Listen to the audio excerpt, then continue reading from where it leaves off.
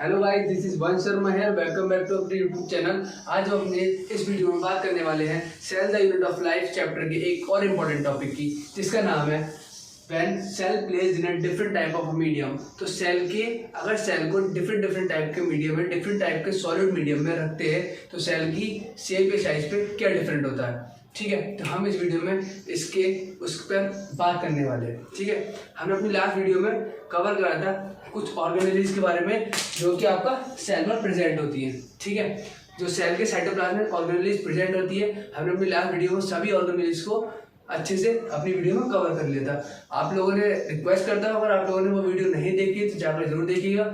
और ये हमारे चैप्टर की कुछ लास्ट व्यू चल रहा है, उसके बाद हमारे चैप्टर भी कंप्लीट हो जाएगा। तो आइए स्टार्ट करते हैं अपना। तीन तरीके के सॉल्यूशन होते हैं इस वीडियो को। ठीक है, इस वीडियो में बात करेंगे हम तीन तरीके के सॉल्यूशंस की। पहला सॉल्यूशन है हमारा hypo solution, second one is called isotonic solution and last one is called hypertonic solution. ठीक है, तो सबसे पहले बात करते हैं हम अपना हाइपोटोनिक सॉल्यूशन की। अगर बात कर लेते हैं हाइपोटोनिक सॉल्यूशन में कि सेल की जो शेप या साइज है उस पर क्या डिफरेंस आता है, मतलब उसकी शेप साइज की जो सेल है, सेल पर क्या किस तरीके का इफेक्ट आता है अगर वो इस तरीके के मीडियम में रखते हैं। तो medium surrounding the cell has higher concentration, ठीक है, higher water concentration then the cell. ठीक है, इस बात को समझते हैं। अगर हाइपोटोनिक सॉल्यूशन की बात कर रहे हैं तो हाइपोटोनिक सॉल्यूशन में क्या होता है कि जो सेल जिस मीडियम में रखा हुआ है, आपने जिस भी मीडियम में वो सेल रखा हुआ है, उस मीडियम में जो सेल के आसपास, मतलब सेल के बाहर वाला जो आपका सॉल्यूशन है, उसका जो कंसंट्रेशन है वो सेल की कंसंट्रेशन से ज्यादा होता है। ठीक है, तो अगर उसका कंसंट्रेशन ज्यादा है तब वो सेल पर क्या इफेक्ट डालता है। Outside the solution is very dilute. ठीक है, मतलब जो सॉल्यूशन जो है जो सेल के बाहर की तरफ है वो डाइल्यूट है, तब क्या होगा, उसका रिजल्ट क्या निकल कर आता है। तो सेल मतलब जो सेल जो है, सेल जो उसके अंदर पड़ा हुआ है आपका सॉल्यूशन के अंदर, जो मीडियम में पड़ा हुआ है, वो जो डाइल्यूट सॉल्यूशन है वो they are capable to come inside the cell. मतलब वो जो डाइल्यूट सॉल्यूशन है वो सेल के अंदर आने के लिए कैपेबल है। अगर सेल के अंदर, ठीक है, अगर वो सेल के अंदर जो सॉल्यूशन जिसमें वो प्लेस्ड है वो सॉल्यूशन सेल के अंदर आ जाएगा तो सेल का साइज क्या होगा। अगर कोई चीज इतनी बड़ी है, इसके अंदर और चीज भर दोगे तो उसका साइज क्या होगा, ग्रो कर जाएगा, सेल साइज जो है फैल जाएगा, मतलब स्वेलेट। तो उसका रिजल्ट अगर निकल के आता है, cell will gain water by osmosis. Osmosis एक प्रोसेस है, ऑस्मोसिस और डिफ्यूजन, ये हमारा जो प्रोसेस है मैं आपको बता देता हूँ। ऑस्मोसिस क्या होता है। Osmosis is a type of a process in which high concentration is move to the lower concentration. मतलब जो सेल का कंसंट्रेशन था, ठीक है, जो सेल का कंसंट्रेशन था वो बाहर वाले मीडियम से लेकर, मतलब जिस मीडियम में सेल प्रेजेंट था उस मीडियम का कंसंट्रेशन ज्यादा था एज कम्पेयर टू सेल। ठीक है, तो वो मीडियम जो था बाहर वाला मीडियम, उसका कंसंट्रेशन ज्यादा था, तो वो ऑस्मोसिस के प्रोसेस के थ्रू सेल की तरफ मूव कर जाएगा, मतलब वो अंदर आ जाएगा सेल की तरफ। तो जो वाटर या फिर जो मीडियम में जिसमें प्रेजेंट था सेल, वो आपका सॉल्यूशन जो है वो सेल के अंदर फिल हो जाएगा, जिसकी वजह से सेल का साइज बड़ा हो जाएगा, सेल का साइज स्वेलिंग पे आ जाएगा। ठीक है, cell will gain water by the osmosis. फिर उसका रिजल्ट क्या निकल के आएगा, cell is likely to swell up, मतलब वो अपनी ओरिजिनल पोजीशन से फैला हुआ नजर आएगा। ठीक है, फूला हुआ। तो ये उस तरीके का कुछ डायग्राम है, जैसे आप देख रहे हैं ये एक सेल है हमारा, और सेल के आसपास ये जो ड्रॉपलेट्स हैं ये आपकी वाटर ड्रॉपलेट्स मान लीजिए, वाटर मीडियम मान लीजिए। ठीक है, वाटर मीडियम,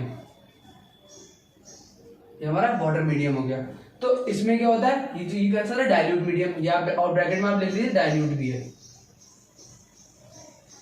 ठीक है, तो ये क्या होगा, आपका सेल की तरफ अंदर की तरफ मूव कर जाएगा, जिस वजह से सेल का साइज ग्रो हो जाएगा, सेल का साइज बढ़ जाएगा। और इस बढ़ने की पोजीशन को एक टर्म देते हैं साइटोलाइसिस।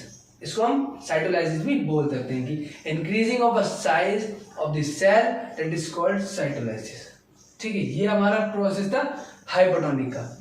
अब बात करते हैं सेकंड सॉल्यूशन की। सेकंड सॉल्यूशन क्या है हमारा, आइसोटोनिक सॉल्यूशन। आइसोटोनिक सॉल्यूशन में हम किसकी बात करेंगे, इसमें सेल का इफेक्ट जो है वो किस तरीके से सेल पर इफेक्ट आता है। आइसोटोनिक सॉल्यूशन में सेल का इफेक्ट किस तरीके से आता है, तो medium has exactly the same concentration as the cell.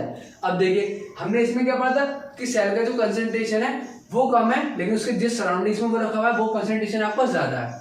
लेकिन अगर आइसोटोनिक सॉल्यूशन की बात करें तो थोड़ी सी अलग है इससे। इसमें क्या होता है, सेल का कंसंट्रेशन और जिस मीडियम में सेल रखा हुआ है, जिस मीडियम में आपको जो सेल प्लेस्ड है वहाँ का कंसंट्रेशन सेम रहता है, मतलब they do not effect each other. ना तो सेल का कंसंट्रेशन इफेक्ट हो रहा है, ना ही वाटर का कंसंट्रेशन इफेक्ट हो रहा है, वो दोनों सेम पोजीशन पे सेम वैसे ही जिस तरीके से वो रखे हुए हैं, सेल की साइज पर या सेल की शेप पर कोई भी असर नहीं पड़ेगा। किसमें? आइसोटोनिक सॉल्यूशन में। तो इसका रिजल्ट क्या निकल के आता है? Water cross the cell membrane in both the direction. ठीक है, अब इसमें क्या होता है, देखिए आपने कोई बीकर या किसी भी मीडियम में कोई सॉल्यूट लिया, उसमें आपने सेल डाला, तो उसमें क्या होगा, इस प्रोसेस में आइसोटोनिक में जो सेल है और जो वाटर का मीडियम है, मतलब जो भी आपने मीडियम लिया है, वो अंदर बाहर दोनों तरफ रहेगा। ठीक है, कि मतलब सेल जो आपका जो मीडियम है वो सेल के अंदर भी आ सकता है, सेल के बाहर भी आ सकता है, सेल वाला अंदर और जो सेल के बाहर वाला है वो उसके अंदर, मतलब अंदर बाहर का प्रोसेस इसमें चलता रहेगा। But they do not affect the cell wall, मतलब they do not affect the cell size और सेल शेप। ठीक है, सेल की जो शेप है वो एग्जैक्टली जैसी थी वैसी रहने वाली है। Cell will stay the same size. इसमें क्या होगा, सेल जो है आपका सेम साइज का रहेगा, इसमें सेल की जो साइज है शेप है उस पर कोई भी इफेक्ट नहीं पड़ेगा। ठीक है, तो इसका डायग्रामेटिक व्यू अगर मैं इस तरीके का कुछ व्यू कर लेते हैं तो इसमें क्या होने वाला है, जैसे कि हमारा ये सेल है, इस सेल के अंदर के ड्रॉपलेट्स। ठीक है, तो इसमें क्या होगा, प्रोसेस बाहर भी जा सकता है, अंदर भी आ सकता है, बाहर भी जा सकता है, अंदर भी आ सकता है, बाहर अंदर। ठीक है, इस तरीके का प्रोसेस इसमें होने वाला है। और इसमें अगर हम बात कर लेंगे तो इसमें अगर बात कर लेते हैं इसमें प्रोसेस की, तो इसमें क्या होगा, अब इसमें क्या होगा, वाटर का जो मॉलिक्यूल्स है, जैसे वाटर मॉलिक्यूल्स है हमारे, ठीक है, ये बाहर क्या हुआ, वाटर के मॉलिक्यूल्स। ठीक है, ये हमारा नॉर्मल सॉल्यूशन है। अब इसमें क्या होगा, वाटर के मॉलिक्यूल्स सेल के अंदर तो आ रहे हैं लेकिन सेल के बाहर भी जा सकते हैं। इसकी वजह से जिसका साइज है, जिसका सेल का जो साइज है वो आपका एग्जैक्ट उसी पोजीशन पर रहेगा, उसमें ना तो वो श्रिंक होगा ना ही वो सेल का साइज गेन करेगा वाटर मॉलिक्यूल। तो इसमें क्या होगा, cell will stay the same size, मतलब वो अपने सेम आकार का सेम साइज का रहेगा। ठीक है, तो ये था इसका साइज। तो इस कंडीशन में हम क्या बोल सकते हैं, ऑसम कंडीशन। ठीक है, सेल के लिए एक सुटेबल और बेटर कंडीशन। ये था हमारा दूसरा आइसोटोनिक सॉल्यूशन। ठीक है, लेकिन अगर बात कर लेते हैं हाइपरटोनिक सॉल्यूशन की, कि हाइपरटोनिक सॉल्यूशन में क्या होता है। ठीक है, तो इस मीडियम में देखते हैं कि जो मीडियम है सेल के शेप पर या साइज पर क्या इफेक्ट डाल रहा है। तो medium has lower concentration of the water then the cell. अब इसमें क्या था, ये देखिए, इसमें क्या था, बिल्कुल डिफरेंट है। इसमें क्या है, आपका वाटर का कंसेंट्रेशन या आपका जो मीडियम का कंसेंट्रेशन है वो ज्यादा है एज कम्पेयर टू सेल। लेकिन अगर बात कर लेते हैं हाइपरटोनिक सॉल्यूशन में, तो इसका क्या है, इसमें कंसेंट्रेशन ऑफ वाटर लो है as compare to cell. Cell का कंसेंट्रेशन ज्यादा है और वाटर का कंसेंट्रेशन आपका लो है। तो इसमें क्या होता है आपका, then the cell outside the solution is very concentrated. मतलब जब इसमें देखिए, जब डाइल्यूट था तो डाइल्यूट कंडीशन में क्या था, they are capable to move inside the cell, मतलब वो जो डाइल्यूट सॉल्यूशन था वो आपका सेल के अंदर की तरफ आने में कैपेबल था। बट यहाँ पर जो आपका सॉल्यूशन है वो आपका कंसंट्रेटेड सॉल्यूशन है। तो कंसंट्रेटेड सॉल्यूशन होने की वजह से क्या होगा, they are not capable to move inside the cell because the concentration of a solution is very low as compared to the cell। मतलब कि सेल का सॉल्यूशन जो वो सेल का जो कंसंट्रेशन है आपका वो ज्यादा है बाहर वाले मीडियम से। ठीक है, इस वजह से जो आपका प्रोसेस है बाहर से हाई कंसंट्रेशन से लोअर की कंसंट्रेशन की तरफ जा रहा था। तो क्या होगा, सेल का कंसंट्रेशन हाई है तो सेल के कंसंट्रेशन से बाहर वाला कंसंट्रेशन क्या है आपका, लो। तो सेल के अंदर जो प्रेजेंट वाटर है, जो उसके अंदर जो आपका कंसंट्रेशन है वो आपका बाहर की तरफ मूव कर जाएगा। लेकिन अब जैसे इसका एक दूसरा एग्जाम्पल देख लीजिए, अगर हम बलून है, बलून में हम अपने हवा भरते हैं तो बलून क्या होगा, एक्सपेंड होगा। ठीक है, लेकिन अगर धीरे धीरे बलून का अगर जैसे बाहर का कंसंट्रेशन क्या है, बलून से बाहर का कंसंट्रेशन क्या होगा, बलून का कंसंट्रेशन अगर उसमें हवा भरेंगे तो हाई हो गया। ठीक है, बाहर वाला लो है, तो जब बलून हाई से लो की तरफ मूव करेगा तो उसका साइज क्या है, श्रिंक होना शुरू होगा जैसे उसकी हवा बाहर जाती है। तो क्या होगा, सेम प्रोसेस इसमें, जैसे जैसे सेल के अंदर का मीडियम बाहर की तरफ जाएगा तो सेल का साइज क्या होगा, श्रिंक हो जाएगा। ठीक है, तो इसका रिजल्ट क्या निकल के आता है, water cross the cell in the both direction. But देखिए, दो बातें इसमें आ गई आपकी, एक तो इस कंडीशन से आपका जो आपने हाइपरटोनिक सॉल्यूशन पढ़ा उस कंडीशन और आइसोटोनिक सॉल्यूशन उसकी एक बार। इसमें क्या हो रहा था कि जो वाटर है, जो लेयर है सेल की, जो सेल की वॉल है, उससे आपस में दोनों तरफ इंटरफेयर कर रहा था, मतलब आ भी रहा था जा भी रहा था, लेकिन इसमें सेल की शेप को इफेक्ट नहीं डाल रहा था। इस कंडीशन कंसंट्रेशन में ज्यादा होने की वजह से वो मूव कर गया अंदर की तरफ, तो सेल का साइज बड़ा हो गया। लेकिन इस कंडीशन में क्या है, वाटर आपका अंदर बाहर दोनों कंडीशन रहने वाला है। लेकिन क्या हुआ, सेल की जब उसको सेल को बाहर निकालेंगे तो जो सेल के अंदर का मीडियम था वो आपका बाहर की तरफ मूव कर जाएगा, मतलब जो मीडियम की तरफ था वहां मूव कर जाएगा और सेल का साइज आपका ग्रो हो जाएगा।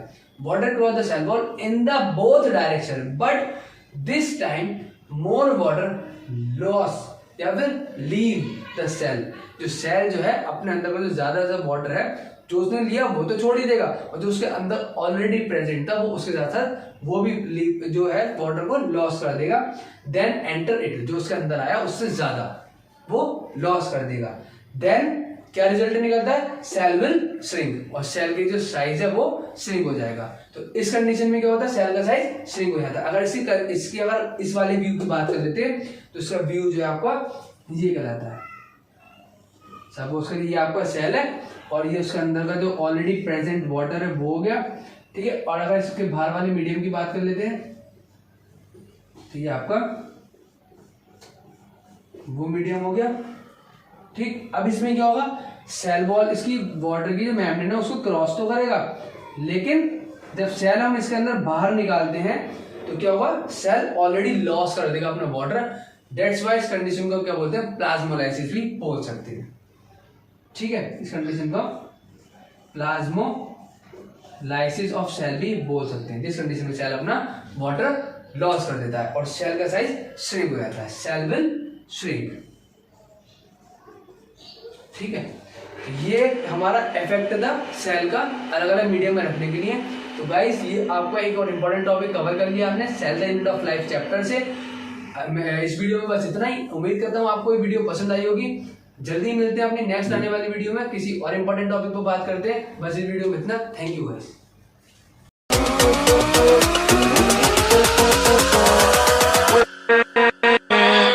With